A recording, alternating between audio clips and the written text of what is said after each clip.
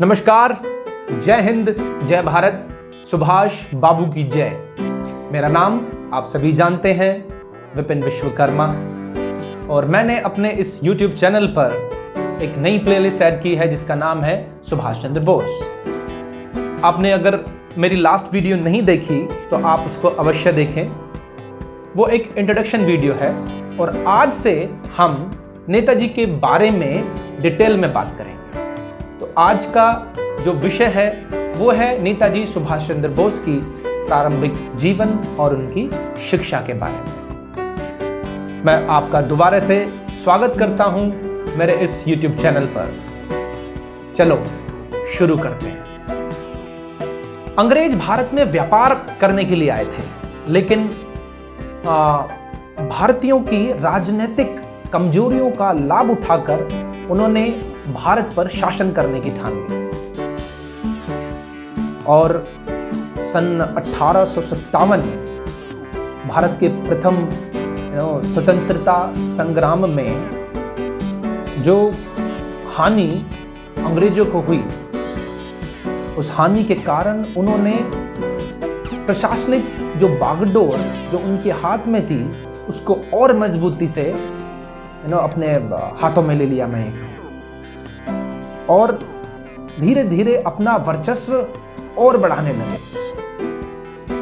और उस समय भारत को आवश्यकता थी महान क्रांतिकारियों की, जो भारत को इन अंग्रेजों से मुक्ति दिला सके और भारत को अंग्रेजों की दास्ता से मुक्ति दिलाने के लिए 23 जनवरी सन 1897 को कटक क्षेत्र में, उड़ीसा के कटक क्षेत्र में एक नन्हे से बालक का जन्म हुआ और जिनका नाम पड़ा सुभाष चंद्र बोस। हाँ, ये वही नेताजी हैं, ये वही बालक है जो बड़े बनकर नेताजी सुभाष चंद्र बोस बने। नेताजी सुभाष चंद्र बोस के पिता श्री जानकीनाथ बोस पेशे से वकील थे और वो बंगाल के एक छोटे से गांव के रहने वाले थे। जब सुभाष बाबू का जन्म हुआ तब वो सरकारी वकील बनकर कटक क्षेत्र में आए थे। वह कटक नगर पालिका के प्रथम गैर सरकारी अध्यक्ष चुने गए और अंग्रेज सरकार ने उन्हें राय बहादुर के खिताब से भी नवाजा। नेताजी सुभाष चंद्र बोस की माताजी का नाम श्रीमती प्रभावती देवी था, जो उत्तरी कलकत्ता के दत्त परिवार से संबंध रखती थी। और नेताजी सुभाष चंद्र बोस के नाना का नाम गंगा नारायण दत्त था। उनकी माता प्रभावती देवी बड़ी दृढ़ इच्छा शक्ति रखने वाली और सूझबूझ की धनी महिला थी। आगे बढ़ते हैं और बात करते हैं सुभाष बाबू के भाई बहनों के बारे में। सुभाष बाबू टोटल मिलाकर 14 भाई बहन थे और वो 9वें नंबर पे थे। उनमें से उनके 8 भाई और 6 बहनें थी और भाइयों में वो 6वें स्थान पर थे। काफी बड़ा परिवार था और पुराने समय के अनुसार सब मिलकर ही रहते थे और खुशहाल जीवन जीते थे। सुभाष बाबू के माता पिता की अधिक संतान होने के कारण शायद उन्हें वो स्नेह ना मिल पाया और उनकी देखभाल के लिए दाई शारदा मौजूद थी उस समय और ममता का वात्सल्य उन्हें दाई शारदा से ही मिला। मैं दाई शारदा कहूँ या माँ शारदा कहूँ, दोनों एक ही बात है। दाई शारदा उन्हें प्यार से राजा कहकर बुलाती, परिणाम स्वरूप सुभाष बाबू अंतर्मुखी हो गए। जब भी दाई शारदा उन्हें राजा बेटा कहकर बुलाती, सुभाष बाबू प्रफुल्लित हो जाते, गदगद हो जाते। उनको यह स्नेह बहुत भाया। सुभाष बाबू की प्रारंभिक शिक्षा 5 वर्ष की आयु में आरंभ हुई और उनका दाखिला बैप्टिस्ट मिशन स्कूल में करा दिया गया, जहां पर उनके बड़े भाई भी पढ़ते थे। सुभाष बाबू को विद्यालय बहुत पसंद आया, क्योंकि वहाँ पर अनुशासन पालन किया जाता था और सुभाष बाबू बहुत अनुशासन प्रिय व्यक्ति थे। विद्यालय का पाठ्यक्रम कुछ इस प्रकार से बनाया गया कि जहाँ पर विद्यार्थी भारतीय संस्कृति की बजाय इंग्लिश या अंग्रेजी संस्कृति को ज़्यादा पढ़ें, ज़्यादा रटें और हमारी हिंदी संस्कृति की बजाय वो इंग्लिश अंग्रेजी संस्कृति को ग्रहण करें। इसके लिए उन्होंने संस्कृत की बजाय लैटिन भाषा को ज़्यादा महत्व दिया और उनको पढ़ाया, और जो स्टूडेंट्स, जो विद्यार्थी उसको रट नहीं पाते थे तो उनको पीट पीट कर रटाया जाता था। सुभाष बाबू पढ़ाई में बहुत तेज थे। परिणाम स्वरूप जो विद्यालय की अध्यापिकाएं थी वो सुभाष बाबू से बहुत स्नेह करने लगी थी। 7 वर्ष तक पढ़ते पढ़ते उनके स्वभाव में बहुत परिवर्तन आ गया।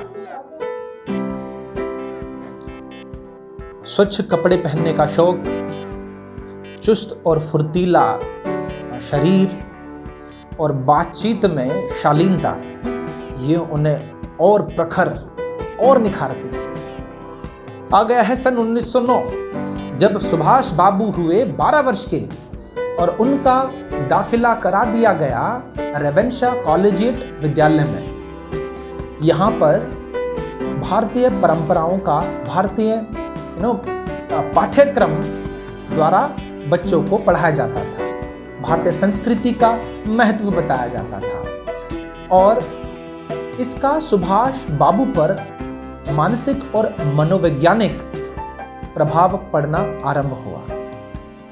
विद्यालय के प्रधानाचार्य श्री वेनी माधव दास के शब्दों में राष्ट्रीयता कूट कूट कर भरी पड़ी थी और विद्यालय की वर्दी मिशन स्कूल से, जो उनका पहले का स्कूल था, उससे बहुत अलग थी।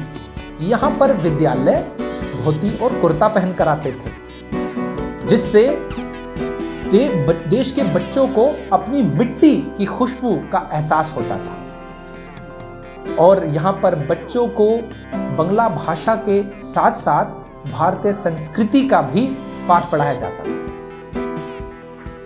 जब सुभाष बाबू ने अपने नए विद्यालय में कदम रखा तो वहाँ के सभी विद्यार्थी उन्हें मिशन स्कूल की वर्दी में देखकर आश्चर्यचकित रह गए। मतलब जो पुराने स्कूल में उनकी वर्दी चलती थी, वो वही वर्दी पहनकर जब अपने नए स्कूल में आए तो वहाँ के सभी विद्यार्थी उन्हें देखकर आश्चर्यचकित रह गए। सुभाष बाबू ने अपने आप को नए विद्यालय के अनुरूप जल्द ही ढाल लिया और वो भी धोती और कुर्ता पजामा पहनकर स्कूल जाने लगे। एक दिन वो जब नई वर्दी पहनकर स्कूल के लिए निकल रहे थे तो उनके पिताजी ने उनकी नए वेशभूषा के बारे में पूछा। तो उन्होंने बताया कि मैं ये नए स्कूल की मेरी वर्दी है। सुभाष बाबू ने अपने पिताजी से प्रश्न पूछा, पिताजी ये वर्दी मेरी कैसी लग रही है? पिताजी, इसमें राष्ट्रीयता की भावना झलकती है, इस वर्दी में हमें अपनेपन की भावना झलकती है। सुभाष बाबू में आए ये बदलाव सुभाष बाबू के पिता को बहुत अच्छे लगे और साथ ही साथ जब विद्यालय के प्रधानाचार्य श्री वेनी माधव दास जी को भी इसके बारे में पता लगा, उन्होंने जब ये सुभाष बाबू में बदलाव देखे वो भी प्रसन्न हुए और वो सुभाष बाबू से स्नेह करने लगे और वो बहुत प्रभावित हुए और अधिक स्नेह मिलने के कारण सुभाष बाबू अपने प्रधानाचार्य से खूब मिलना जुलना आरंभ हो गया। श्री वेनी माधव दास जी अंग्रेजों के कट्टर विरोधी थे और वो ये मानते थे कि बच्चों में अगर शुरुआत से ही राष्ट्रीयता की भावना को पैदा किया जाए, उजागर किए जाए, तो वो दिन दूर नहीं होगा जब भारत स्वतंत्र हो जाएगा। यही कारण था कि प्रधानाचार्य जी अपने शब्दों में राष्ट्रीयता की भावना का उद्घोष जरूर किया करते थे। 11 अगस्त सन 1910 आ गया है। आज का दिन है खुदीराम बोस जी की जयंती का। खुदीराम बोस बहुत महान क्रांतिकारी गतिविधियों में शामिल होने के कारण अंग्रेजी सरकार ने उन्हें फांसी पर चढ़ा दिया था। खुदीराम बोस की पहली वर्षी थी। सुभाष चंद्र बोस ने अपने विद्यालय में अपने मित्रों को इकट्ठा करके सबसे आग्रह किया कि हम सब मिलकर उपवास रखेंगे। यह समाचार जब प्रधानाचार्य जी को प्राप्त हुआ तो वो बहुत प्रसन्न हुए। उन्होंने भी कहा कि उपवास मैं भी रखूंगा, और साथ ही साथ विद्यालय के सभी अध्यापकों ने भी उपवास रखा और वहां पर विद्यालय के आंगन में शोक सभा का भी आयोजन किया गया। सभी ने खुदीराम बोस जी के बारे में बातचीत की, और जब अंग्रेजी सरकार को इस बारे में पता लगा तो उन्होंने प्रधानाचार्य का स्थानांतरण कहीं और कर दिया। इस बात का पता जब विद्यालय के सभी विद्यार्थियों को लगा तो वो बहुत दुखी हो गए। प्रधानाचार्य जी जब स्टेशन से ट्रेन पकड़कर जा रहे थे तो सभी विद्यार्थी इकट्ठे होकर अपने प्रिय प्रधानाचार्य को अपना अंतिम प्रणाम कहने गए। उस समय का अंतिम प्रणाम मेरा कहने का मतलब है। सुभाष बाबू भी वहां पहुंचे। सुभाष बाबू ने जब उनके पैर छुए और जो बात वेणी माधव दास जी ने कही, मैं जब ये बोलता हूं तो मेरे रोंगटे खड़े हो जाते हैं। उन्होंने कहा, हे सुभाष, मेरा ऐसा मानना है कि तुम एक दिन देश का नाम अवश्य रोशन करोगे।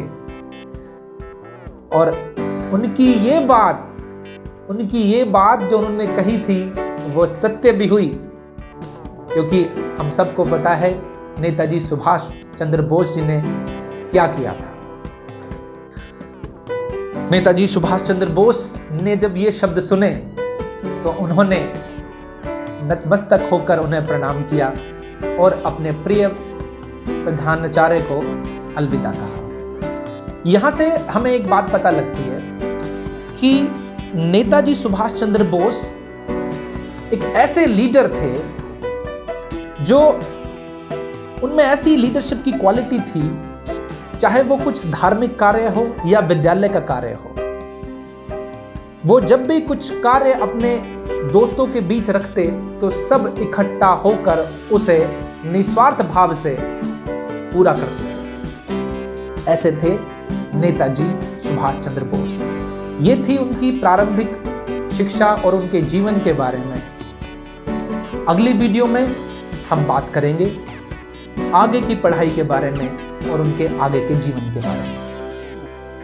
अगर आपको ये वीडियो अच्छी लगी तो कमेंट जरूर कीजिएगा और आप बताइएगा कि ये कैसी लगी, और अच्छी लगी हो तो शेयर जरूर करिएगा, क्योंकि हम सब चाहते हैं कि भारत का बच्चा बच्चा नेताजी सुभाष चंद्र बोस के बारे में जाने, उनके संघर्ष के बारे में जाने।